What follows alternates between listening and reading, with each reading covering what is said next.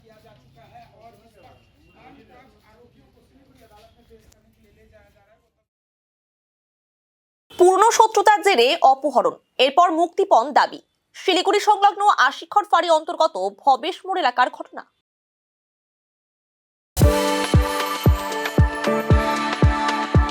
We are the dreamers, the achievers, and the leaders. Come, join us today.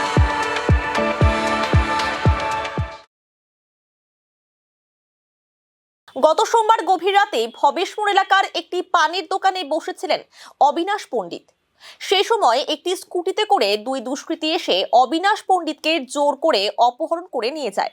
অভিযোগ, অপহরণ করার পর গভীর রাতে যুবকের পরিবারের সদস্যদের ফোন করে 1 লক্ষ টাকা মুক্তিপণ দাবি করে অপহরণকারীরা।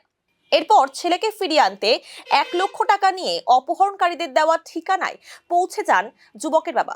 এদিকে অপহরণকারীদের ধরতে পুলিশও ঘাঁটি করেছিল। কয়েক ঘন্টা পর অবিনাশ পণ্ডিতকে এনজিপি এলাকা থেকে অক্ষত অবস্থায় উদ্ধার করে পুলিশ।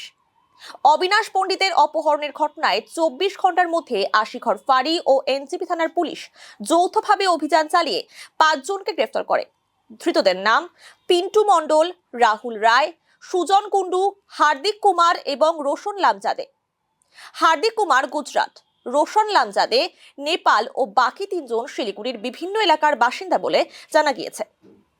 এই বিষয়ে শিলিগুড়ি মেট্রোপলিটন পুলিশের ডিসিপি রাকেশ সিং বলেন, একটি অপহরণের ঘটনা সামনে এসেছে, তবে অপহরণের পেছনে কি কারণ রয়েছে তা এখনো পরিষ্কার নয়।